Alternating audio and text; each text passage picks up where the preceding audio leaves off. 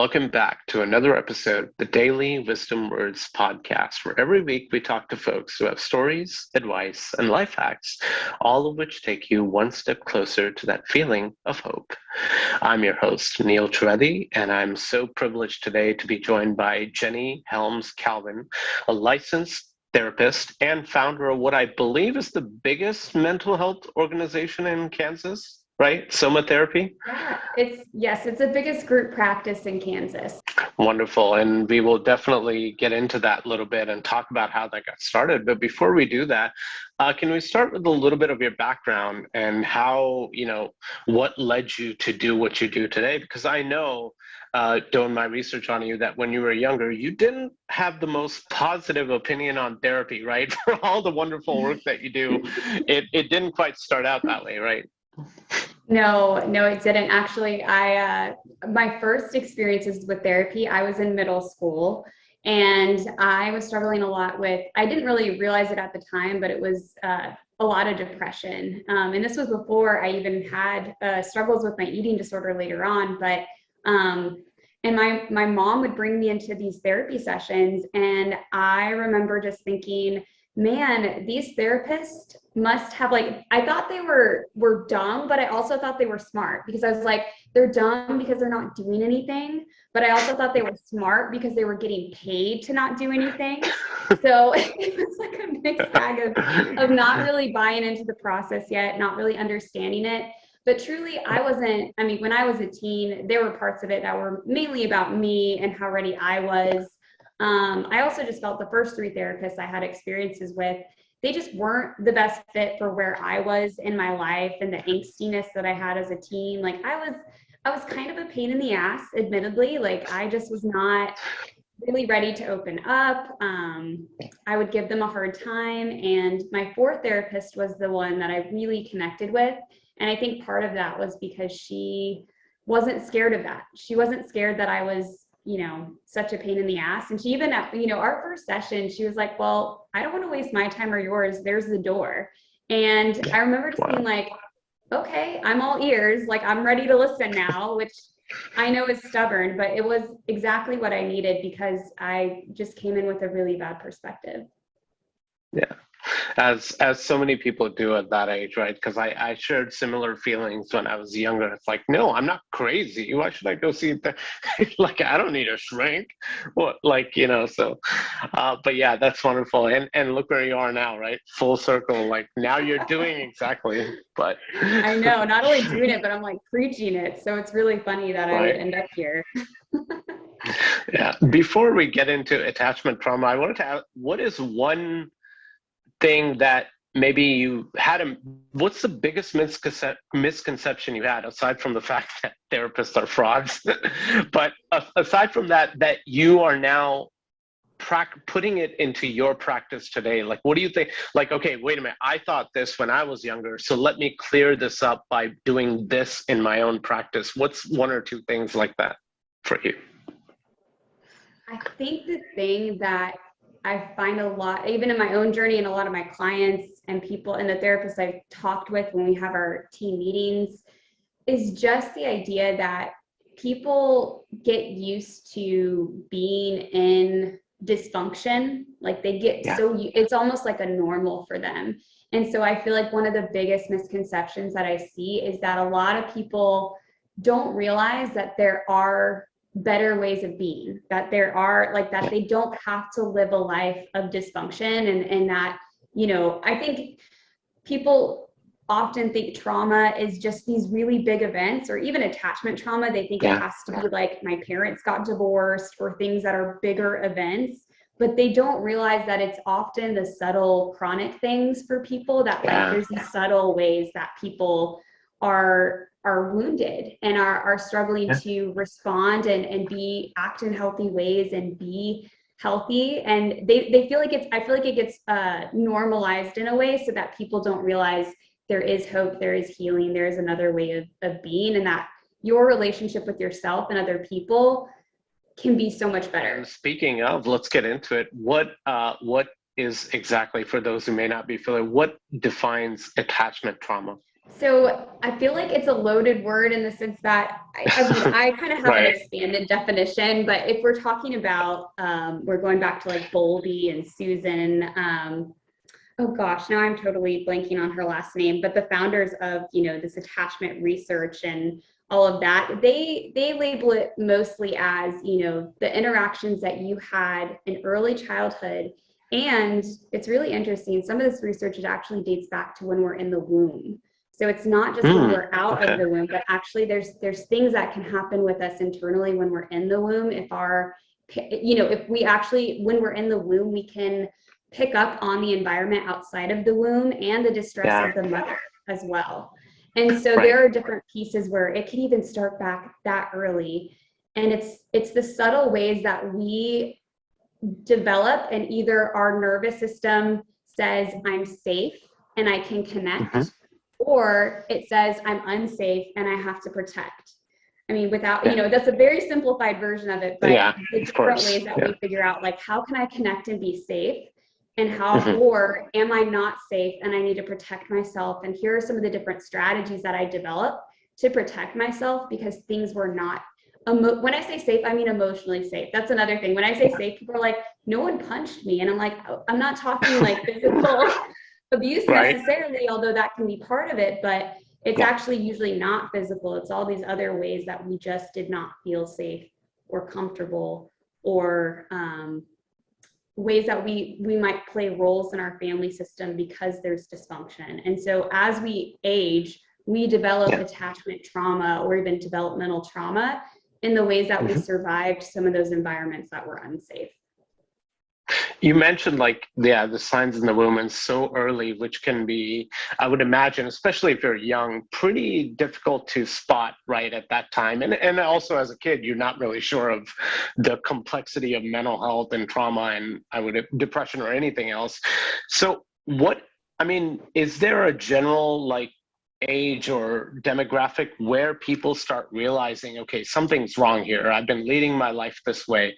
Like, maybe subtle signs of it. Is there a way to recognize certain things as you get older, or does it really just all depend on the person and their situation?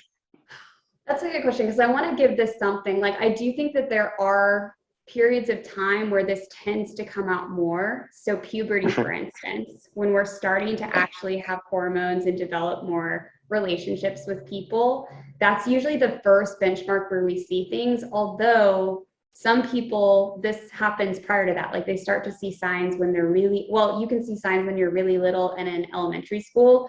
They just look very different because developmentally we express it differently. But as far as like how we interact in relationships, a lot of that starts unfolding for people in middle school, high school, when they have more intimate relationships. Some people don't realize they have attachment trauma until they're in their first serious relationship. And it's, Right. past a certain period of time, and they're like, I've never felt this way with a person. I've never been this way or acted out in this way. But now that I'm in a more serious relationship, or now that we're engaged, or now that we're having kids, like, it's typically certain milestones that can trigger that for people, even when they have kids that are age, like the ages that they were when they had certain attachment wounds and trauma. That's when it can come out too, where they start to have behaviors because something about their kids being that age too triggers something in them. So I don't know that it's like a specific age group, but I think there's usually these milestones that we see it being related to. What are examples of that? Like, when you say like, okay, sometimes it may come up in your first relationship, what exactly is that? Like, what kind of stuff comes up, generally speaking, in very broad terms, of course? Yeah, so if we break it down to the normal categories, we're looking at people struggling with what we would call an anxious attachment, an avoidant attachment, or disorganized attachment. When Mm. somebody is struggling with an anxious attachment in a relationship, they're going to engage in behaviors where they need more reassurance from their partner that, they love them, that they're going to be there for Yeah. them. They may find themselves wanting to keep tabs or have more control over the relationship, again, usually from anxiety. So this would be a person that would never consider themselves controlling, but all of a sudden they're in a relationship and they want to have information, they want to know what's going on, they might set a lot of boundaries. They if they have a fight, they need to resolve it then and there. Even if the person, like, even if in the moment, big picture, it's a better idea to give it some time, let both people's nervous systems regulate, and then come back to it. Like during that period of time that they have to wait, they feel incredibly anxious. So those are just like a few signs of that type of attachment style. And typically too, for anxious attachment folks, they tend to be people pleasers. They tend to be people that are perfectionists. They want to make sure everybody else is taken care of, rescuers, that sort of thing. And then for avoidant attachment, this is going to be a person that, when they're in a relationship, when there starts to be conflict and tension, because any relationship will come with that, they will withdraw. And they might withdraw and say, like, I'm just going to not talk about this. And then we'll just like pretend like this isn't a thing in our relationship and not talk about it. Or sometimes they even leave those relationships and kind of bounce from relationship to relationship because they cannot tolerate that discomfort of when tension and conflict happens. They actually have a lot of anxiety too. That's the funny part, is anxious people tend to be like, I don't have anxiety, like people are just so clingy, blah, blah, blah. But really their anxiety manifests in that they just pull away and that they can't tolerate it at all. And so they go into a protection mode. And sometimes, and they tend to blame it on the other person. They're like, they're just not as interesting. I've lost interest. I'm just not a relationship person. Those are different ways that avoidant attachment can manifest. Again, they still have anxiety, but they will push people away. They don't want to talk about conflict. When they do, they try to make it as brief as possible. Just their tolerance to be intimate is really, really low. Like they struggle with intimacy. It's dangerous. So the way that they protect themselves is they don't get too intimate. And then the last one, and I'm joking about this, but I call it it's a little bit fun in the sense that it's both styles mixed together. It's called disorganized. And so this is going to be a person that tends to oscillate between the two, where they, one day they're struggling more with anxiety and they're like, I need this person to give me validation and I want to fix things and let's talk about stuff. And then the next day they're like, screw you. I don't know if this relationship is really worth it. Like, I don't want to talk about stuff. So they oscillate between the two. I joke that it's fun because it's obviously not fun, but it's when you've kind of gotten an interesting push-pull in the attachment that you've had a combination of things where your nervous system feels unsafe in both environments. What are some ways that, especially laymen like us who are not therapists or in the medical field, what can we do in general to approach people like that to make them feel safe? How do we become more trauma-informed around those people who are going through that? The biggest thing that we can do personally and as professionals is to make sure that we are healing our own attachment wounds and that we are because no one's like 100% secure. The secure attachment is the ideal, but no one's 100% secure all the time. Right. We're all human. But in the ways that in the ways that you have these wounds, that you are doing your work so that when people are in struggle, it doesn't trigger you and you're not taking it personally. Because the person, so a secure person can actually be in a relationship with somebody who has any of the like insecure attachment styles. But it can be, they really do have to have a strong sense of themselves because they have to be able to not get pulled into the mess of whatever that other person is struggling with and to not take it personally, to see it as this person is wounded.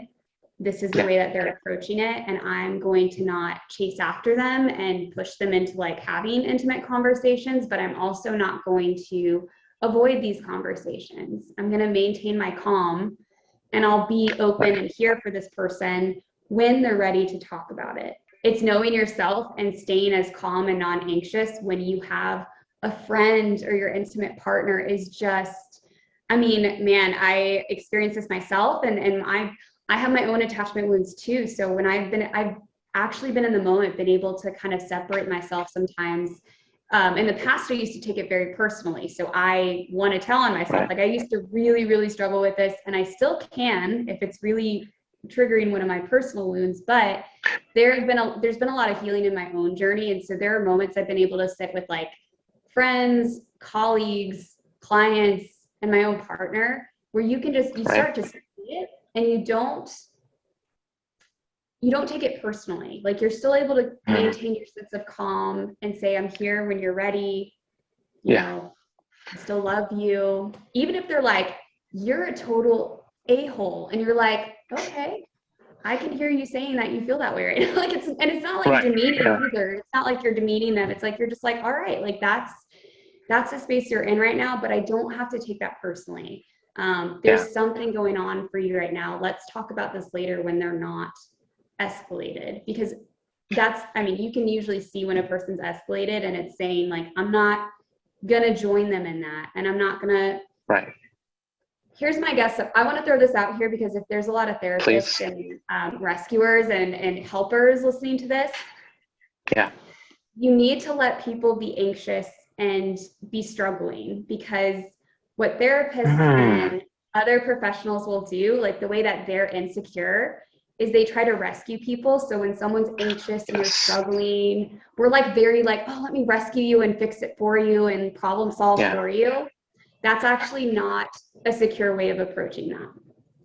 And in fact, it can be very disempowering, because the other person may become like, they start to kind of play into this role where they may be like, oh, I need you to help me fix this, and I can't come up with solutions myself. And anyway, that's a whole other rabbit hole. But I think that picture that we're able to sit with people and not just try to fix it, not try to problem solve.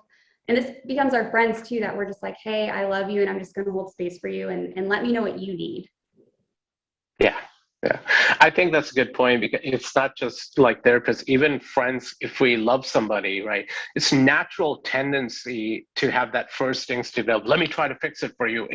And you don't mean for it to be more triggering or more harmful, but that's something that I've learned over the years too, because I've had clinical depression, and now I've come to my own realization that I really don't want people to say, well, here, let me come over and we'll watch a sitcom together, and we'll watch we'll do this for fun. And it's like, no, it's more, healthier for me to let it out in healthier ways, of course, but let those feelings out and deal with them rather than try to suppress them, right?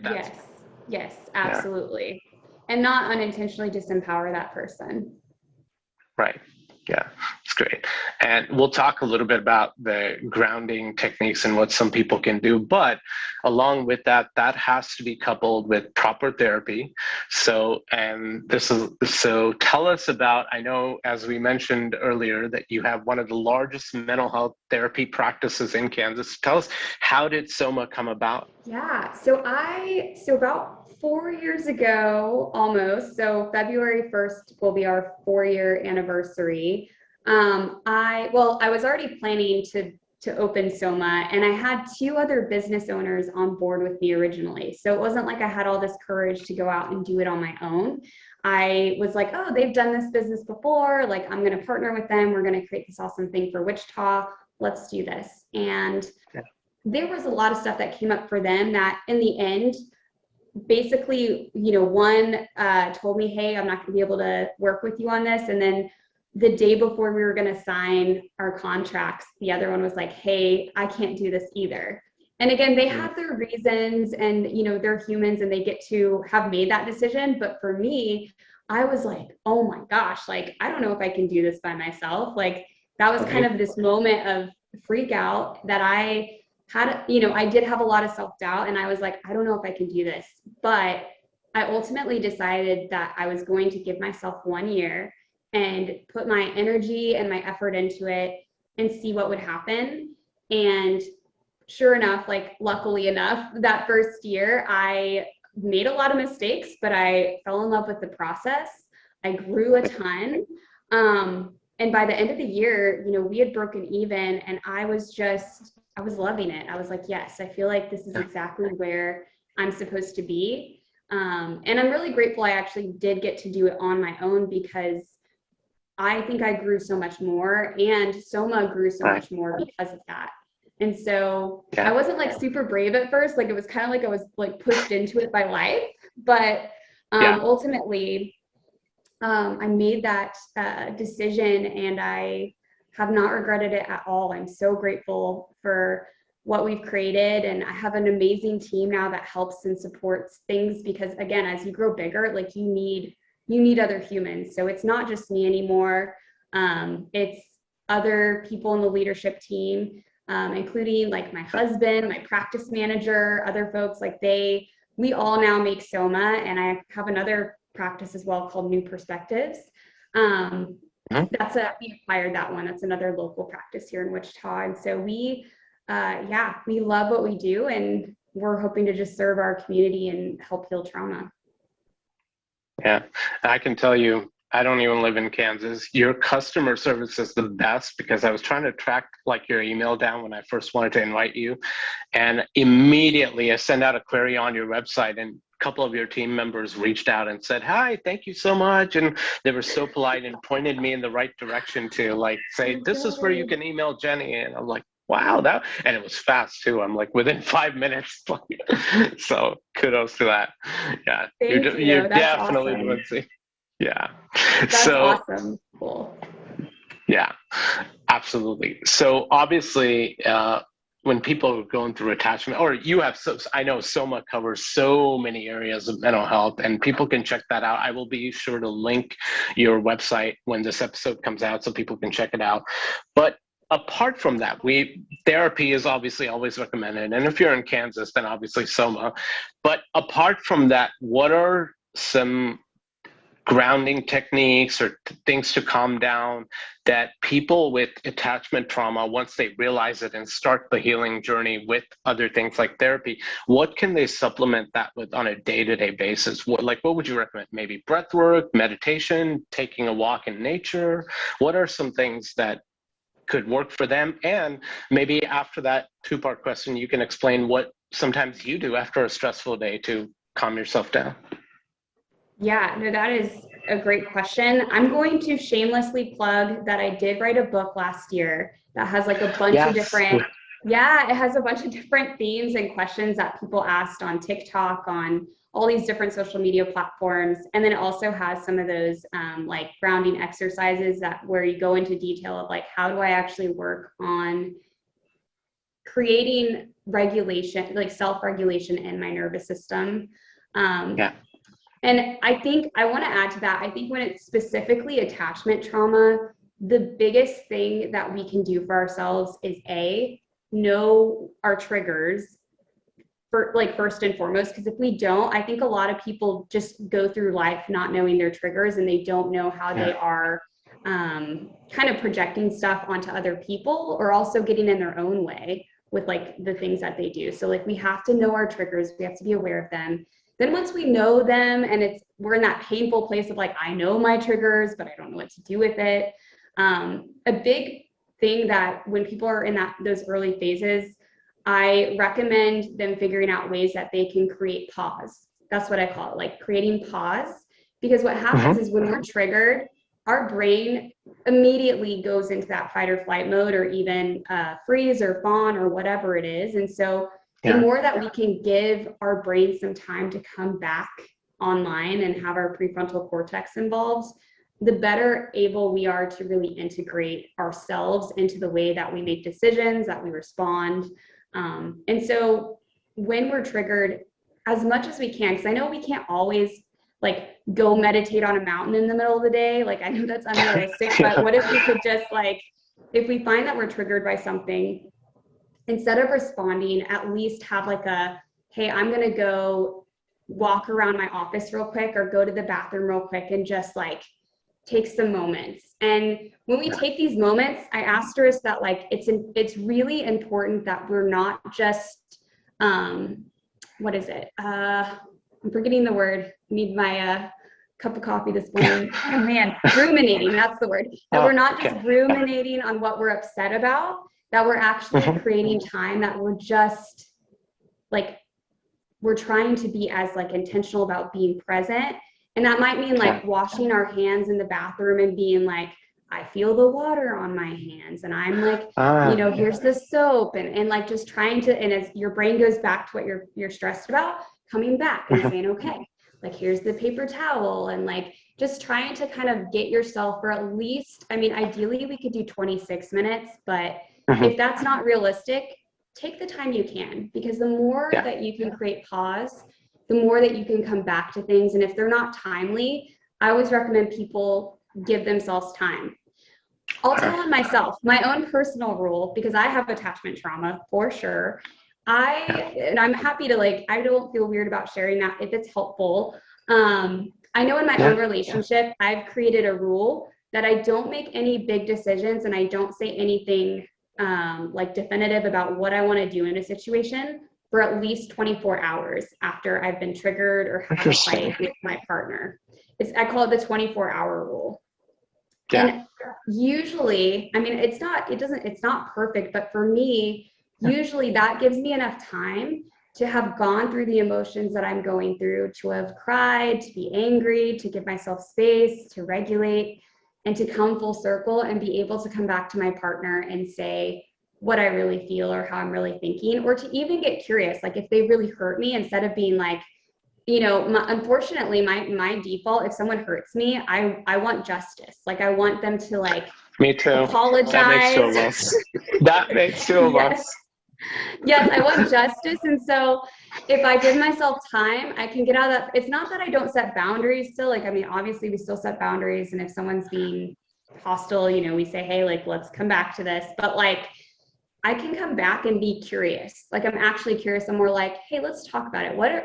What's going on for you that you're acting in this way that I know is not you? You know what I mean? Or that you're saying these things that I know is not your norm. And so I'm able to be curious versus like seeking justice and, whatever that, all the painful stuff that comes up that are my own personal triggers. So my personal rule that you can borrow if it's helpful is 24 hours. Give yourself at least 24 hours before you talk and have that conversation. And like, especially if like, you know that you have big emotions, and sometimes that's hard for people to lean into, but if you struggle with that, it's okay. Like just make sure you give yourself time to get back into like being able to talk about your big emotions without it being big emotional. Right. That's like kind of a silly way of thinking about it, but yeah. No, I love it though. I love it. Just for a second, going back to you were saying like taking time out and doing something and acknowledging, would I be correct in assessing that when you're practicing mindfulness, right? Like you mentioned, like you get up, go to the bathroom, wash your hands, acknowledge it. Is it more important that you utilize that technique of mindfulness rather than what it actually is? So you could be washing your hands, you could be taking a walk, you could be cooking, you could be doing anything, right? It's more about the acknowledgement and being at one with what you're doing rather than the actual activity. Absolutely. It's the process, not what you're doing. Yeah. So like it's the like how you're doing something. It's not like you could insert any sort of like activity, like you said. It's just that you're doing it in that specific way where you're getting out of that, like you're getting out of your current state of big emotions, and you're trying to really get yourself grounded and present as much as you can. Because sometimes we may really struggle with that. And that may mean our nervous system needs a little bit more time. And in those circumstances, it's like, as long as we can say, hey, like, I can take care of myself, I can figure this out. Because I think for a lot of people, when they have big emotions, they usually get into trouble when those big emotions lead to impulsive behaviors like drinking or going and doing stuff to like not feel it. Or when they feel like they need other people to fix their big emotions for them, that's when they usually can get into trouble and like relationship. We call it gridlock, where you're just like trying to get something from someone and they can't give it to you. And it's just so frustrating. So, tell me about it. So mindfulness is a strategy to take care of yourself as much as you can in that moment. Because sometimes when we're flooded, like if we're like all the way up here versus here. And so, I mean, there's levels of that. Like you're going to have to experiment with yourself. Like what do I need in these moments? Mindfulness works for people here typically. And if they're here, usually just like, how do I remove myself from the situation temporarily until I can be mindful? So, right.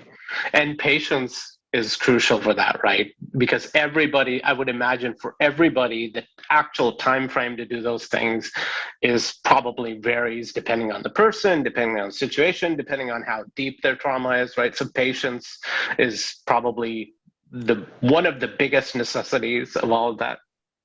100%. I mean, it's a skill, and it's not. I don't think people are just patient or not. I think it's like going to the gym and lifting weights. Like you have to practice it. You have to be intentional. Um, Yeah. it's not just something that you have or you don't. Okay, so normally we end with this, but I have one more question after I ask this one. But where can people find you? Tell us. I know you have an insane amount of following on social media, especially TikTok. But yeah, give us all your social media links, and after that, I have one more question for you. So, Okay. Yeah, you guys can follow me at Jenny, well, the at Jenny, JENNYANN, Helms, HELM as in monkey S. And that can be on TikTok, Instagram, YouTube. I'm trying to remember all the things that I have. That's kind of silly that I don't remember all of them, but those are the big ones. I'll be YouTube, linking it Instagram. anyway. Yeah. Yes. So yeah, those are the ones that I would recommend. You know, they're all consistently that username. So yeah, that's where people can And what find is your book called? It's called Beneath Your Bullshit, and it has an asterisk over the I, but yeah. So it's kind of an interesting, it's basically how we can get from beneath our bullshit and live a badass life. Like that's kind of the tagline. So yeah. Yeah. Normally we would end with that, but I thought let's do something a little bit different with you and end with what the tagline of this podcast is: hope, right? If somebody is struggling right now and maybe they feel they've hit rock bottom, aside from therapy and all that, what message would you tell them that the people who are struggling right now as far as hope and that you can overcome this? What would you tell them that? That is a great question. I think for a lot of people, when they're in a hopeless place, the biggest lie that our brain can tell us is that we'll be stuck there, like kind of that things won't change. But I think it's not even having hope in the fact that things are just going to get better and be great, you know, as soon as we want them to be, because that probably isn't realistic, but to maybe lean into the truth that the only thing that's sure is change. And so if you're feeling hopeless, if you're feeling in this like really dark, deep place, like the nature of the universe and how we are as humans are that change is inevitable. And so I think part of hope is like, if you're feeling hopeless, knowing that that state of hopelessness, that state of depression, or wherever you're at, like the only thing that's certain is change. And so to lean into maybe that truth, even if you can't foresee the goodness just yet. Wow. I love that. Thank you, Jenny, so much. This has been absolute pleasure. Thanks, Neil.